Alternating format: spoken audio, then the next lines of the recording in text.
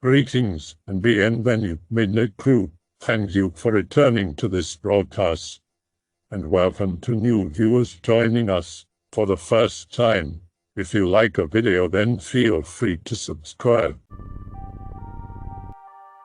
Let's share some nope stories. Doesn't have to be paranormal, just stories that made you fear for your life, or when you knew you were in immediate danger. I'll start with a story my friend told me when she was visiting Colombia. Be her, in the cab with 3 guy friends, partying in the party district of some city. 1 a.m. decide to hail a cab. She told me never to hail a cab, but instead, call a cab center for safety reasons. Learn this after the fact, obviously. They're all drunk and boisterous. Cab starts to drive in the opposite direction of the house. Nobody but her friend notices. She doesn't know what to do. Her friend starts talking about how great it is here and shit.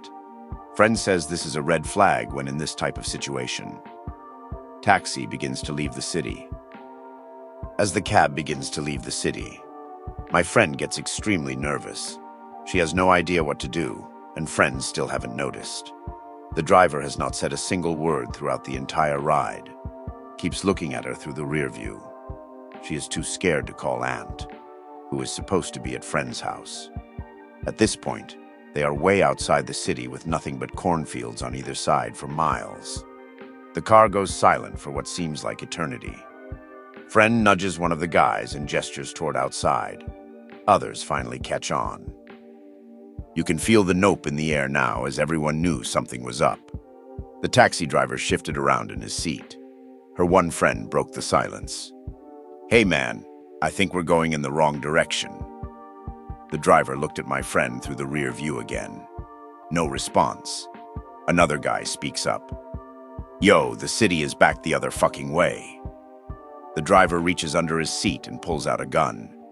Before anyone can say anything, he stops the car. Just stops. Doesn't pull over to the side or anything. The cab is stopped in the middle of the road. Driver looks into the rear view at friend again. Before anyone can say anything, a motorcycle pulls up behind the taxi. Don't know who was on the motorcycle. Friend realizes now's her chance to nope. She opens the door and bolts, and hears the taxi driver yell something. Doesn't even look back to see if friends are following.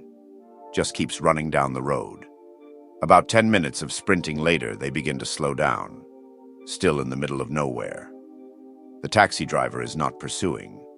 Finally begin to see the outskirts of the city when the sun is coming out. Go home. Never told anyone a story until she told me it. Don't hail cabs in other countries. Working taking care of the severely mentally disabled. Night shift. The clients always made spoopy sounds when they sleep, so it was usually nothing to worry about. I was sick but needed money, so I showed up anyway. Finish my janitor duties and sit down to read. Hear the sleep sounds of the clients behind me. The chair I was sitting in had its back on the wall about a foot away from the archway to their residential hallway, facing a TV in the living room which is always on. A client can't sleep without hearing the distant sound. Eventually nod off for about 5 minutes and then jump up to wake up because I don't want to lose my job. Notice TV is off. All clients are totally quiet, which means they are all up. Immediately spoofed and worried because that means a client is roaming. Look in their rooms. Only 3 clients at the time. The first 2 communicated that they needed to use the bathroom. Take them before I check the 3rd room. He is gone. Shit, Imma get fired. Look outside and in the kitchen and the bathrooms. He was sitting with his legs crossed on the floor staring at the blank TV.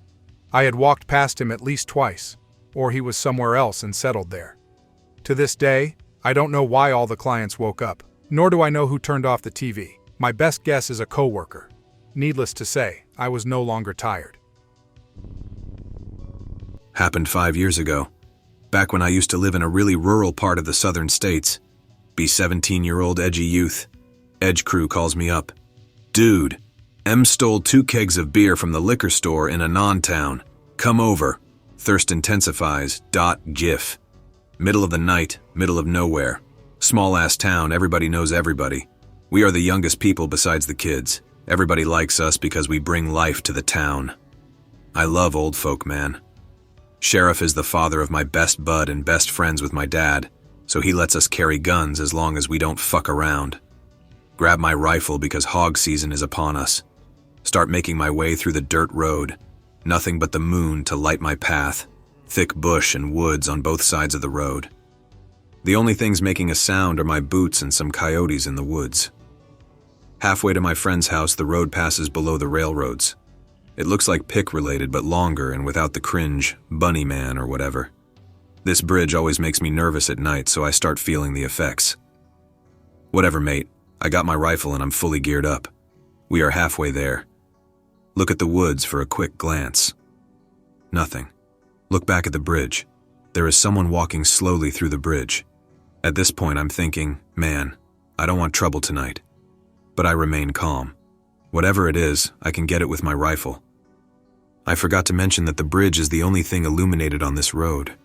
If we pretend that I am standing where the guy who took the photo is, the light would be on the other side of the bridge. This is important. About 40 to 50 feet away from the bridge. Shadow in bridge stops. I keep walking towards it. No big deal. Feel like a tough guy with my rifle on my back, and it might just end up being one of my buddies or someone in need. About 30 feet now and the thing is still there. I raise my hand and wave. Hey man, you alright? Should have brought my flashlight. Streetlight suddenly starts flickering, making everything in the tunnel and the surrounding area pitch black. I was kind of nervous now, so I stopped walking about 20 feet from the entrance. You alright, man?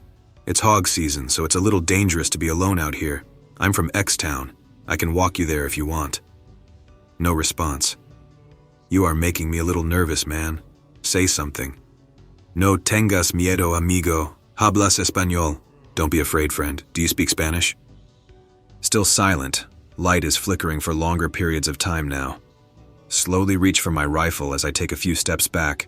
I am getting really scared now. Called the thing several times, in English and Spanish, and it hasn't made one noise or even flinched. I got my rifle in my hands now. Palms are sweaty, mom's spaghetti. The thing starts walking again, slowly. I start backing up. I raise my rifle and take aim, not because he is walking, but because it is doing this weird-ass breathing noise like the regenerators of Resident Evil 4. I shit you not. You better fucking stop that or I'll shoot you, man. No te muevas o te meto un tiro, carajo. The thing is nearing the tip of the bridge. I can't hold this anymore. Today is the day I kill a fellow man. I take aim. I shoot. The light goes off right at the same time. I fucking freak out. I am a heavy breathing, trembling, nervous wreck with a barrel in my hands. I am pointing everywhere around me. I can't be caught off guard. Suddenly, light comes on. There is nothing. Just me. Realize how silent everything is. I'm panicking. Call from a friend. Dude, where are you? We are already on the second keg and we are going for more, but we need someone to drive while we loot the place. You think you can, May?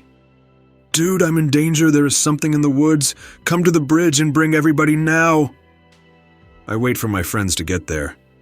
Most terrifying 15 minutes of my life. Not even the coyotes are making noise. Not one single twig or leaf is moving. Drunk friends come by and I jump in the truck. I love the country.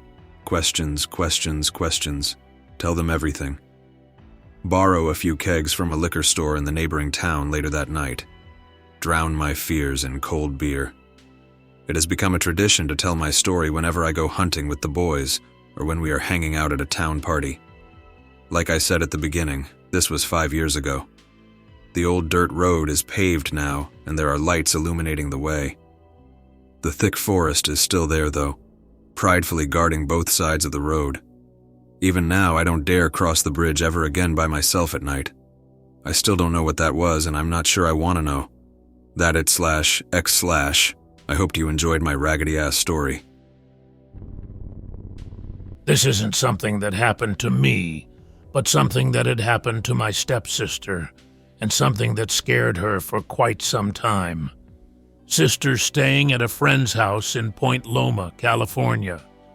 Some houses in that area have supposedly been there for some time, unknown to me. After their day of chilling, they head off to sleep. Sister is sleeping on the floor of her friend's room. She wakes up in the middle of the night to get a glass of water. When she quenches her thirst, she returns to her makeshift bed on the floor, says she feels as if someone is watching her, tries to ignore it, but she can't lose the feeling. She opens her eyes and she sees a bald woman looking down on her. Said woman was wearing a white nightgown that covered her feet. Nope. She lays there staring at the woman in fear. Doesn't want to wake friend and sound crazy. So then proceeds to throw covers over her head and fall asleep in fear. She wakes up the next morning and ends up telling her friend. Friend tells her she has seen the woman too. Sometimes sees the woman walking down a hallway or in a room before disappearing. What really stood out to my sister after this experience was that when she saw the ghost of the woman, she explained to me that there was like this white aura that radiated around the ghost. It was a type of illumination she had never seen before, and is one of those images that's burned into her mind. This is one from a few years back when I was around 15. I lived in a town that had a huge bike path going through it. The thing cut through this forest that was in the north part of the town. In the forest, there were multiple trails. One of these trails led directly to a camp that I worked at. I lived in the south part, at the tail end of the bike path. One of my good friends in the north passed the forest. This was before I could drive, so the bike path was how I used to get around. One day, my friend, let's call her Jay, calls me up and asks me to come over along with the group of friends I associated with. Of course I accept, due to the fact that one of the girls in this group of friends was the girl I liked. This girl, let's call her A, lives in my neighborhood. I get on my bike and I begin the long ride to Jay's house. I meet up with a bro who's going to Jay's house as well. We chatted to pass the time and soon we arrived at Jay's house. We were one of the first few people to arrive, but soon everyone was there. The party itself was very fun, however.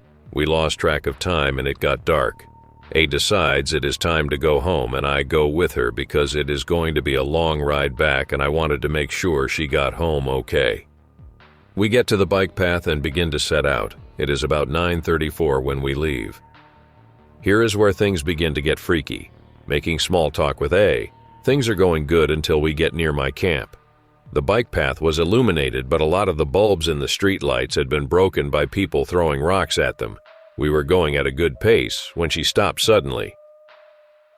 "Anon, did you hear something?" "No." "Well, I thought I heard something like a rustling of sorts." Suddenly, there actually is a rustling sound coming from a little ways ahead. We both freeze and keep quiet. We are then hit with a very foul smell like dead animals. I grabbed my flashlight and turned it on. I scanned the tree line and caught sight of a pair of eyes. I stared at these two beady things for a couple seconds until it dashed out onto the path. A screams and so do I. What ran onto the path was unexplainable. It appeared to be this humanoid thing, but its arms and legs were a little bit longer than they should be. It sat in the middle of the bike path looking at us. I tell A to go back and head down the path to the camp. I soon follow her, but keep looking over to see whatever was there wasn't following us. It was just sitting where it was the last time I saw it. We head to the camp and knock on the house where the owner lived. They let us inside and we told them what happened. They ended up letting us crash there all night. Me and A barely got any sleep and didn't talk much about what happened. Have nope, will bump. When I was around 10 years old, I had a cousin named Dylan, who I saw pretty frequently. Growing up, we were always at the same house or event and so on. Most of the time, everything was normal, like it should have been. I mean, how weird can it get with a couple of young kids? But sometimes things would get really unexplainable. Whenever we would visit our grandmother's house, the dogs would always act strange and stare at things or hide. Birds would land on the roof, deer would stand and stare at the house. Just really odd shit. As we got a bit older, Dylan would start staring out the back room window into our grandma's woods. Not for a few minutes, but for hours on end. He just sat there and stared. Finally, I asked my grandpa if we could go back and explore, and he said fine, but only if we wouldn't go to the very edge of the woods. He said it was near the road, so it was dangerous. Obviously, as young kids, we did. So when we were about halfway to the back, Dylan started to get extremely sweaty, like an asthmatic kid does at basketball camp. He sat down and told me to go on, said he'd catch up soon. When I finally got there, there were rows and rows of disturbed earth, all different ages of digging, all about the same size with slight differences in size. I asked my grandma later, and she told me our grandpa would go back and bury animals he killed way back in the day. Apparently, he had been diagnosed with psychotic tendencies and was medicated after she found out. Still don't know why Dylan would stare out the window. I don't plan on asking. I got one. This story's probably the reason why I really don't go out for Halloween anymore. Pick is related. Son of a bitch was this for Halloween. 17, dorky, pimply kid that was a little too obsessed with music, metal, horror movies, and creepy shit Halloween night at a friend's nice ass house in the suburbs, drinking like it's the end of the world. Get bored of this shit and decide to cruise around in the adjacent town, which is past city limits, and even more depressing, static suburbia. Decide to go to the spot in that town that is supposedly haunted. A tunnel where kids supposedly hung themselves cause herdur spoopy. Cruising around and about to get there, when we see a dude walking on the side of the road dressed as Eddie. Positively flip out Eddie from Iron Maiden. This guy has got to be cool. Pull over and try to chat with him. The guy doesn't speak at all. We think it's some dude who would drop the charade after a while of hanging out with us and invite him into the car to the haunted spot. He gets in, without a word. I'm riding shotgun, and I glance back at this guy.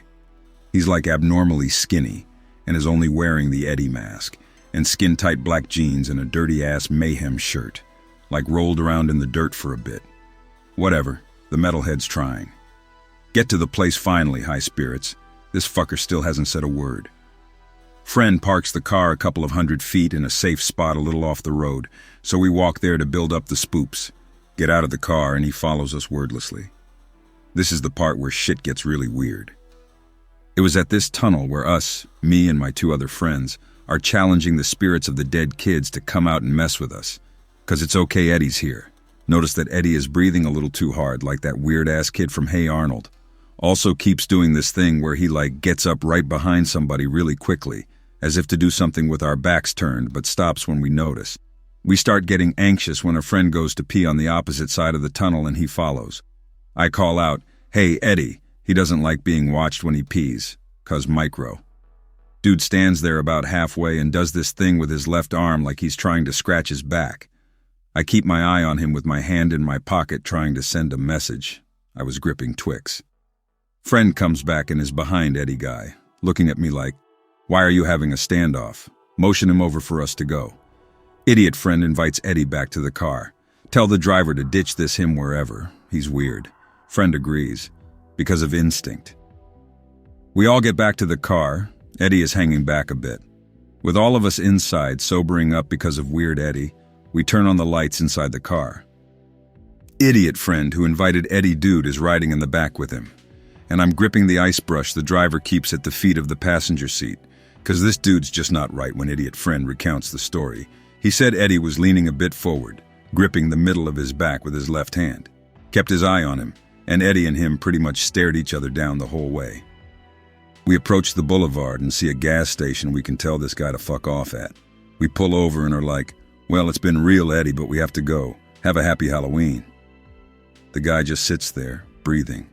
Driver and I, almost in unison, just started yelling at him to get out. He makes a motion as if he's about to do something but stops. Slowly gets out of the car. Doesn't head to the gas station, but instead passes the front of the car and crosses Boulevard towards a dirty-ass field with tall grass. Well, shit. Horror trope averted. The driver gasps as he crosses but doesn't say anything. Drop off idiot friend. Then he drops me off. I confronted him about why he gasped. Said that when Eddie passed the front of the car, he saw the handle of what was clearly a machete tucked behind his back. 2 metal formi.avi. Never mentioned the story for a bit. A few days later, we hear word from some friends from that town that a kid they knew was murdered the night of Halloween. He decided to hit up a party by walking there, and the theory is that he got murdered along the way. Multiple stab wounds, dead on the side of a quiet road. Lo and behold, he was dressed up as Eddie from Iron Maiden, and while a bit on the pudgy side, was listed missing as wearing a mayhem shirt. We basically hung out with his killer, and he tried stabbing us one by one and failing. And to make it worse, we gave this fucker a ride. Fuck Halloween. Over the summer. Spent the night at friend's house, but left in the morning to do something. Around noon and called him to head back over. Doesn't pick up, decides to drive around. See the area over railroad tracks that I've never seen anyone go into. Has two visible roads, one that has a road closed sign and one that's off-road. Cross tracks to turn around. Notice a paved road hidden in trees, not visible when approaching. Wide enough for one car only. Screw it, let's go down it. The road starts to slip on sides to make it hard to turn around. Pass a sign saying no trespassing, and one that says purple spray painted trees means no trespassing. 500 feet on purple trees. Keep going because I can't turn around. The road swerves back and forth in the woods. Finally find a place to turn around. Still takes me 2 minutes. On the way back, notice an all-black Suburban with tinted windows approaching. Oh shit, .jpg. This is how I die. Pull over to the side to let him pass. He slows down when approaching me. Afraid he'll ask me WTF I'm doing back here. Drives on by. Nope, on out of there. Never been back or figured out where the road ends. Here is a story from about 4 years ago that happened. Not too spooky, but definite nope story, be me 14. Live in the mountains. Go kayaking 20 miles for 8 hours solo one day. Middle of nowhere down a shitty shallow river. Silent as shit for 3/4 of the time, to the point where it is no longer weird, as it is eerie. No sound except water quietly trickling. Not even animals or cars. I passed over 3 bridges and paddled by a trailer park for about 30 minutes. One part where there is a deep lagoon pit of fear. Don't notice it until I'm in the middle of it because I'm staring at clouds. Oh shit, .jpg. I get near the part where it slopes back up and I spot something like a bone sticking out of the grime seeping down to Hades. Looks like a femur. Well, shit. Dead animal remains most likely, but sure sets the mood. Paddle on. Half an hour later I saw a trash bag in the riverbed. Not too deep, so pick it up with my paddle because Curious George told me to. Bungee it to the back of my kayak, go to a sandbar to eat, open up the bag. Contents are a large rock, an empty Velcro wallet, and slip-on shoes. Confused then, get really troubled. Inspect the wallet, you can see where stuff like cards and coins were rubbing against the wallet. Start thinking up the worst scenarios. Assume it was a kid's things he left. Leave it and get out. Paddle for another 4.5 hours. Dead silence with that lagoon pit and bag rolling around my head. Ramble to myself. Almost go apeshit mental over it. Night is falling. Wasn't prepared for this. Pull up next to a marsh and cover the kayak in brush. Grab stuff that I need and climb up the bank. Stumble into a farm. The owner turns around towards me and just stares at me. Wave and walk towards the road feeling like an asshole. Borrow a friendly old man's phone to call my friend. Go back the next day and get the kayak. Wasn't much, but I would gladly take getting burned to death over being alone with my thoughts for that long again. 12 years old. Liked to play by myself in the woods all day. I used to climb trees as high as I could and just stay up in them and watch the woods below. One day I accidentally fell asleep on a limb. Luckily wasn't up too high. Slipped out of the limb in my sleep. Fell flat on my back on the pine straw-covered ground, knocked the breath right out of me. Honestly thought I had punctured a lung or something. Writhing on the ground, trying to breathe, finally sitting up, and right ahead of me, about 10 yards away, was a man just standing there, mouthing words but no sound. He was dressed in dark pants and a white, button-down shirt. Sharp-looking guy. Still can't say for sure what he was saying, but for some reason I always thought it was little girl, little girl. Scrambled to my feet and ran my arse out of there. Kept looking back, he didn't follow. Just stood there smiling.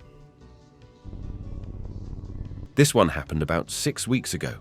I work the night shift at a petrol station near where I live, so I have the pleasure of seeing the sort of screwed up people who are often out at that hour. Be 2 a.m. on a Wednesday morning. Nobody has come in for the last 2 hours. Sitting in the back room watching docos. buzzing noise sounds to alert me that somebody is standing at the door. We have to buzz people in after midnight as an anti-robbery measure. Get up, head to the counter area to let the person in. Nobody there. Assume it was just a possum or something that tripped the sensor. Go back to the back room, resume the chills. Buzzing sounds again. Jump up and head to the counter area. Nobody there again. Stick around for a minute to see if anybody came back to the door. Get frustrated and return to the back room. Buzzing sound. Flag. Pissed off at this point, thinking that it was probably a group of kids messing with me. Literally stormed out of the room, ready to give these little shits a piece of my mind. There is actually someone at the door. A woman appears to be about 60 with frizzy hair and a green trench coat. Press the button to let her in. She shuffles into the store. Say, "Hi, how are you?" Because I'm a polite bastard. No response. She heads to one of the far aisles of the store and out of my line of sight. Takes a while. Look to the security camera feed to see if she's stealing anything. She's furiously moving her hands around in her pockets. Shout out, "I can see what you're doing. Return the items and leave before I call the police." She takes absolutely no notice of me, keeps rummaging through her pockets, leave the counter through the side door and go over to confront her. She looks up and notices me when I'm about a few feet away from her, lets out an agonizing scream and sprints out of the store. I chased after her for about 50 meters, but eventually gave up. She was quick for a middle-aged woman. Returned to the store. Noticed that she had left her trench coat on the floor, which I had completely missed due to the heat of the moment. Put my hands into the pockets to fish out the items she was trying to steal. Feel a sharp sting in my index finger. Pull it out and see a deep cut, bleeding profusely. darfac.php. Peer into the pockets. See an assortment of sharp objects like syringes, shards of glass, razor blades, box cutters, penknives, scalpels. Tell my manager the next day what happened. He freaks out a little, calls the cops. Cops come to the store, take the jacket. Ask me to provide a detailed description of the woman and ask to see the CCTV. I wondered why, because I was pretty sure at this point it was just some mentally ill homeless woman who carried around sharp things. Apparently, there were 3 stabbings around that area that night of random people who she attacked for no apparent reason. Still gives me chills to this day thinking about what would have happened if she attacked me too. Working at an old bookstore in my city. Store located in an older area built in 1892. It's closing shift for me and it's almost 9 p.m. Walks around the store to check for customers. Sees no one there, so I go lock the door. Something falls off the shelf as I lock the door. Thinks nothing of it and goes to pick it up. It's a history book about the bookstore. The book has fallen open on page 13 and 14. I read the page and it tells me about an old man named David who owned the store after his father and died while working here due to a robbery. I hear my name Anon in a loud whisper. Sounded like an older man. Hairs stand up as I look around and see nothing. The air is very cold and I feel cobwebs that aren't there. At this moment I am very spooked and quickly shut off the store lights and leave locking the door. Be me. Working at a renovated spiritual supplies store. Every once in a while a customer will ask me if we have an upstairs. I always say no, but some customers tell me that there used to be one. I ask my boss if this rumor is true. He tells me it's just an urban legend and that I should just forget about it. After a few months, I got curious about this supposed upstairs, and I've noticed a rectangular attic entrance on the roof. I go to my boss one day, requested a night shift because doctor's appointment. I get it. 2 days later, I'm working closing. Only guy in the store. I make a fake sign saying closed early today due to short staff, and close the window blinds so no one can see inside. Grabs the ladder and goes to the closed roof opening. It's upstairs, contains bookshelves and racks. I get up there and I see dried blood on the floor that leads to a dried puddle of blood. I hear our back door open. Panic.exe. I quickly try to close the seal and get down the ladder, but my boss catches me. He tells me in a lower and more suspicious voice, "You're not supposed to go up there." He starts slowly walking towards me. I get scared when all of a sudden I hear the front windows break. Rioters are shouting. I get the hell out of there. The store gets looted hardcore. Did I just get saved from being killed? Be about 15. Live in a very old 2-storied house. cousin is living with my parents and me because her parents have some issues, loves to read and write. She's writing a poem for a writing competition in her school. One evening, we're all sitting watching TV. Cousin enters the room and says her poem is finished and wants to recite. Dad says, "Sure, cool, go on," and turns TV off. Quite long poem about winter. At the very moment she finishes and before we can say anything, we can hear 3 claps. The sound comes from upstairs, too afraid to even move. Dad gathers courage and runs up the stairs yelling, "I'll break you, son of a bitch, I swear to God I'll break you." Mom, my cousin, and I are staring at each other. Dad comes back after a few minutes, says he found nothing. The 11-year-old me. I studied in a school that was built on a Chinese burial ground. Bored as shit in class. Try to balance coin on a plastic bottle. Success.jpg. The coin falls off after 5 seconds. Try again. Falls off again despite being perfectly stable for 15 seconds. Call a friend and ask him to look. Tries again. Falls off a 3rd time. Coin is flung to the back of the class by an unseen force. Nope.gif. Friend screams. Class screams. Went to the back of the class to take a look at the coin. Coin starts vibrating. Flung to the front of the classroom again. Everyone screams and runs out of the class. Fucking poltergeist. Suspended for 1 month and received a 2-hour-long lecture from the principal about not disturbing spirits. Why did you build the school on a fucking graveyard anyway? I hope that you enjoyed tonight's broadcast. If you enjoyed tonight's story, then please subscribe to the channel as more Greentext will appear daily. A new broadcast will appear when the clock strikes midnight Central Time.